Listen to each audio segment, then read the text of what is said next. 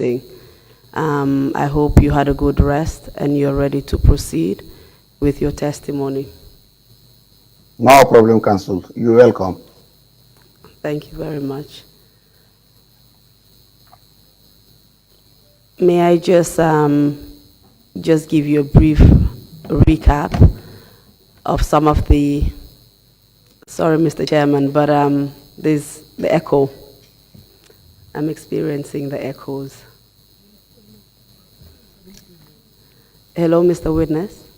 Can you hear me? Hello? Okay. Yes. Yeah, I think it's much better without the without the headphones. Yeah, I'd just like to give you a brief recap of what we did yesterday. During the first session, you gave testimony, and I also gave you a recap of everything that you had said during your first session, during the second session. And this is the third session we're having today, today's hearings. And before we go on to that, may I just give you a recap, perhaps, of the salient points that you had mentioned in your testimony during the last session we had yesterday. During the last session, you continued to explain to the Commission about some of the challenges and difficulties that you had as a National Assembly members, including, some of the threats you faced, intimidation at the hands of the NIA, at the hands of the President and other members of the executive. You also mentioned certain political scandals and how the executive basically dealt with that, and how MPs were threatened by some of the utterances that were made.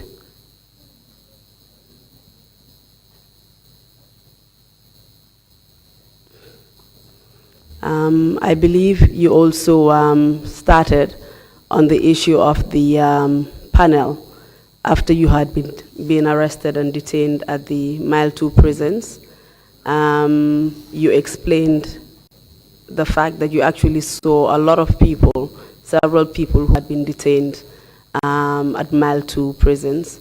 And prior to that as well, you had mentioned that you saw certain people who had been arrested and paraded on the TV. You mentioned several people whom I will not bother to go into now, but perhaps later we'll go back to them. You had mentioned the fact that they had actually been tortured, and you had seen visible marks on their bodies. You also mentioned the fact that you were detained at Mile 2 prisons, and when you went into the maximum security wing, number 5, you saw several people there as well, who you also mentioned were tortured, and you explained their condition. I hope that this is an accurate reflection of some of the things that you said yesterday. Exactly. Okay. I just want to, before we start, I just want to mention the fact that you're still bound by the affirmation that you made yesterday. Is that understood? Yeah, Council. Okay. You started giving us testimony about the panel. After you left Mile 2 prisons, you were taken to the NIA officer by those you refer to as the black boys. And when you got to the NIA premises, you mentioned that you were taken to the conference room, and there you faced a panel of investigators who actually interrogated you. So for the purposes of this hearing, can we just start from that point and then continue with your testimony from there? Okay. Yeah, so just simply explain to us how the room was set up, who was sitting where, and who the members of the panel were. Just give us the names and the descriptions of those people, their ranks or positions. That would be sufficient. Thank you. Thank you very much, Council. As I said, when I arrived at the panel, they were in a round form table, round conference table. organized in a right form table. So I was put in the middle of them, in the midst of them, and they were surrounding me. Yeah, in the interim, they will throw question, then you turn and answer, then you are thrown another question, you face the individual and give answer. And the panel, some of the panelists, I can recognize them, were Fode Bari, he worked with the NIA, Baba Saho, also worked with the NIA, Sergeant Lamin Cham, worked with the Gambia Police Force, Boto Keita, also worked with the Gambia Police Force, Abdullah Kujabi, he worked with the NIA Deputy Director. You have also Alaji Martin was also seated. You have Lanton Bontamba. You have Usman Sonko, former Minister of Interior. Yes, so far these are the ones, and Momodu Haidara also was part of them. Yes, these were the one I can recognize, if I may, I don't forget. All right, thank you very much. You mentioned that when you went in, there was a round table. And around this round table, you mentioned several names that were seated on it, just like you did. Did you mention that there was a long bench where certain people were also seated? Can you just clarify that issue for us? You mentioned that there was a long bench facing the conference table, and there were certain people who were sitting on that long bench. Then you mentioned the round table and certain people who were sitting around the round table. And please tell us what your position was, where your position was inside the room.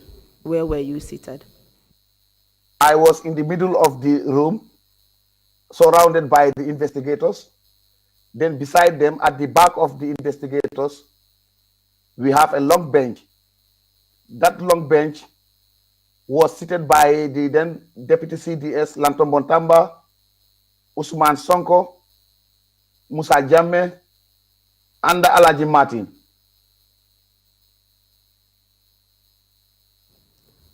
Can you tell us if who the people on the long bench were? Can you describe who they were, what positions they held?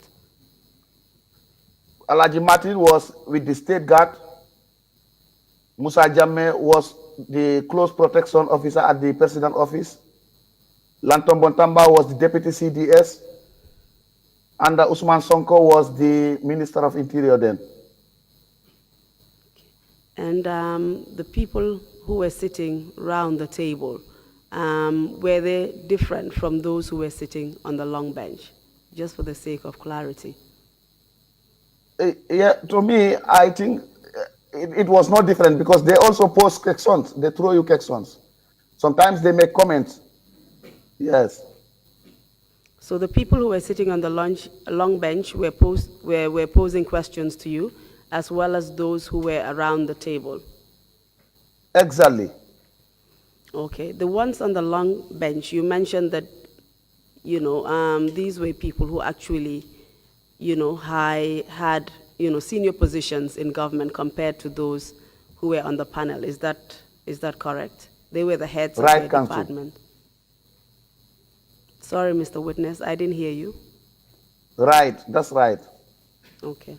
Were they acting in a supervisory position over those who were on the panel, in your opinion? Yes, that was my opinion. They were acting on a supervising position. Okay. And you were sitting in the middle between the round table and the long bench? Yes. Were there any other people in the room apart from those sitting on the long bench and around the table? Yes, we have some security escort. The guys who escorted us were sitting there with their arms. And were they part of the Black Boys, or were they part of other security units? No, they were part of the Black Boys. Okay. Who did you mention was the head of the panel at the time?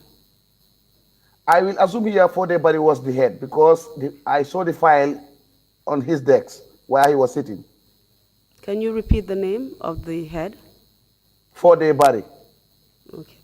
And you mentioned that he was an ex-NIA operative who had been dismissed but later brought in to head the interrogation. Is that correct?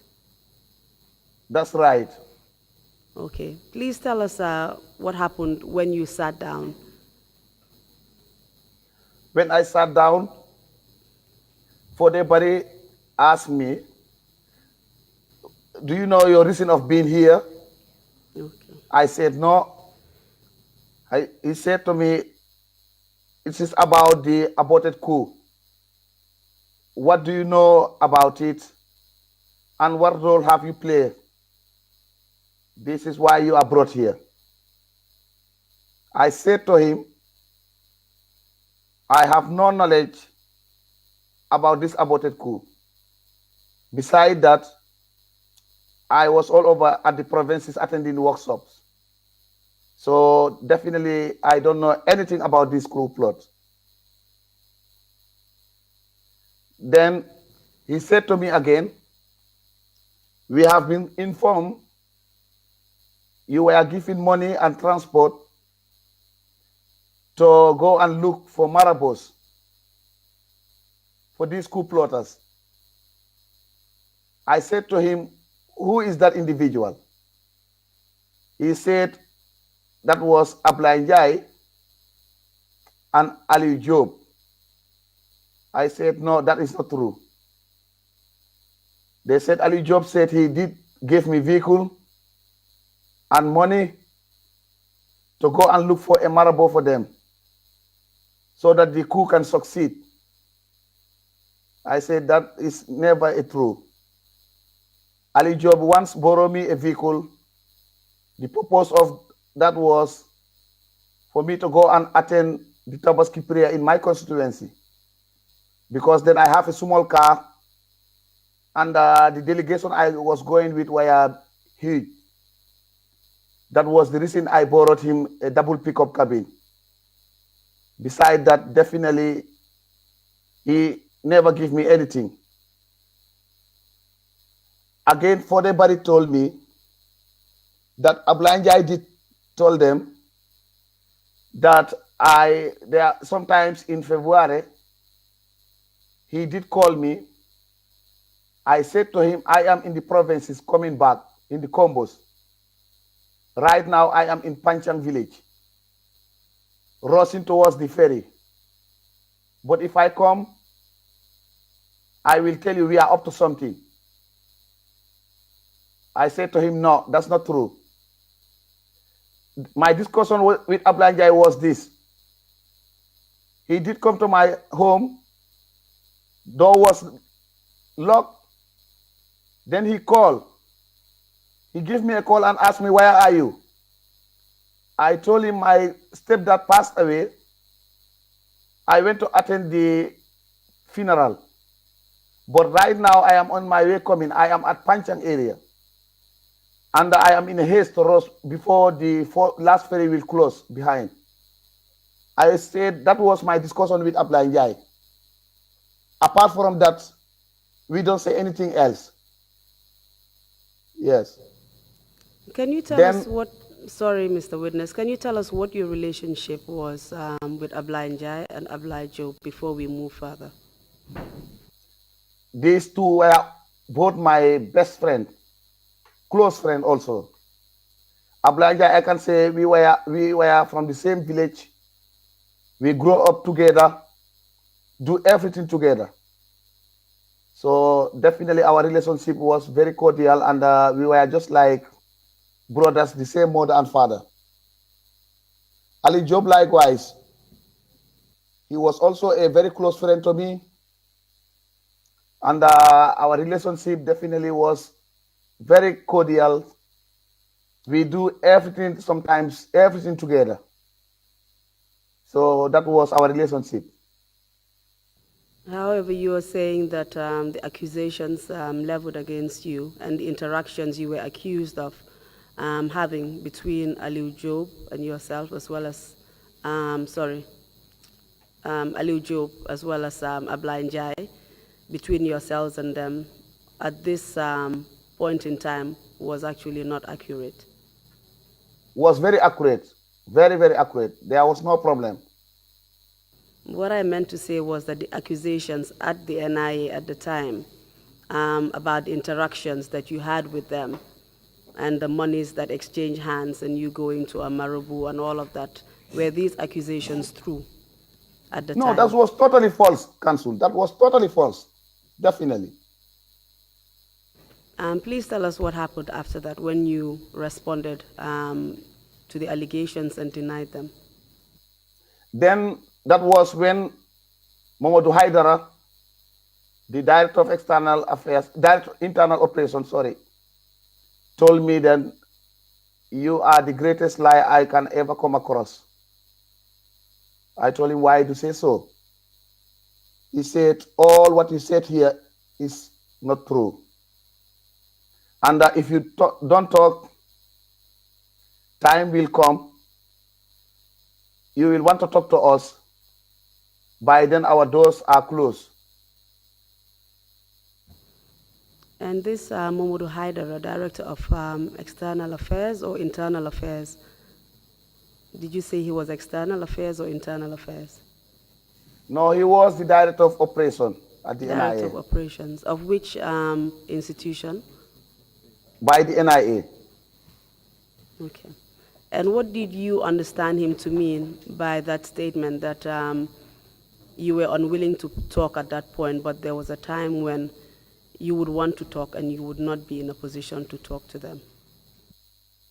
Definitely, Council Biden. I don't know what he meant by that statement. So I was worried. I don't know what that means. Kindly tell us what happened after that. After that conversation, then Baba Saho instructed the arresting team, that is the Black Boys, to return me back to mile 2. That was how I was taken back to mile 2 again. Okay, Mr. Witness, can we just go back to the interrogation? Whilst you were there, apart from speaking to Fode Barry, as well as Baba Saho and Mamadou Haidara, did anything happen between yourself and any other member of the panel, apart from those three? Did anything happen to you? Yeah, yes, something happened. Tell us? Anyway, when I denied the allegation against Abla Njai, that was the time they brought Abla Njai outside. Abla Njai was in a cell inside the conference room, a small room. He was locked there. They brought him out with a handcuff. His face was swollen. His mouth was bleeding. They told him, what you said to us, say it again. That was how Abla Njai confirmed, yes, what he said is true. I said, no, that was never true. Then we were trying to push and pull there. That was how they returned him back to the cell. Yes, Mr. Witness, you said when they brought Abla Njai out, he was bleeding. Do you know how he sustained the injuries that he sustained? He was seriously tortured because Abla Njai was arrested a day before my arrest. So he slept at the NIA. I think during that day, they dealt with him mercilessly because the way I saw him, definitely that means he was dealt with because the mouth was bleeding, the face was swollen, he was under handcuffed, his shirt all were torn off. This is how I saw him. And you said he actually confirmed the accusations against you and accused you of being part of the coup plot. Is that correct? Yes, that's what he said. you have denied these allegations, Mr. Witness. Can you tell us why, in your opinion, Ablanjai would say these things against you if it wasn't true? No, Ablanja, I have to say that because if he don't say that, he might be tortured to death because they beat him very seriously. This is what he told me. He said, boy, you know, if I don't say that, they would have killed me because what I have encountered last night was very, very terrible. This is what he told me. And when did he say these things to you? When we were taken back together to Mile 2. He was detained with you at the maximum security wing number 5, is that correct? Exactly. And you're also saying that the only reason why he made these untrue allegations against you was because he was tortured and forced to say so. Definitely. He was under duress. You mentioned different people who sat on the long bench supervising the panel members. You mentioned Alaji Martin, Usman Sonko, amongst others. Did anything happen between yourself and any member of that long bench? Yes, when I was trying to argue with Mamadou Haidara about, yes, you are the great lies, I say, why you say so? Then I saw Alaji Martin get up. I thought he was going out towards the door. He was moving towards the door. All of a sudden, he came at my back. That's the time he gave me a very nasty slap. I fell down with my handcuff. Then Fodebari told him, no, Alaji, don't spoil our investigation. Leave him. Alaji Martin's response was, then let him talk, otherwise I will kill him. You're saying that Alaji Martin got up from his chair and moved towards the door, and you thought he was about to go out when he came from behind. You did not see him coming and gave you a slap that knocked you off your chair. Yeah, definitely. That's what happened. And you said at that point, Fodebare interrupted him and asked him to stop and said he was actually spoiling your investigations. And Alaji Martin responded to say that you should talk, otherwise he would kill you. He made a threat to kill you. Is that correct? Exactly. That's what he said. And then Usman Sonko also altered a word. Usman Sonko did say, look, Honorable, if you have leaked this coup, you would have been made minister, appointed as a minister. I said, but then I never know about this coup. How can I leak it? So this is what Usman Sonko said. And you had confirmed earlier on that Alaji Martin was the leader of the Black Boys at that time. Is that correct? Yes. And can you please tell us what had happened between yourself and the Black Boys in the vehicle prior to you coming to the NIA? Yes, immediately when I boarded the vehicle at the prison reception, under my handcuff, then that was the time they just throw me inside the vehicle. Three to two, no, it was three. Sit behind. That's how they started punching me, giving me big blows. Before we reached at the NIA, some were slapping me behind. So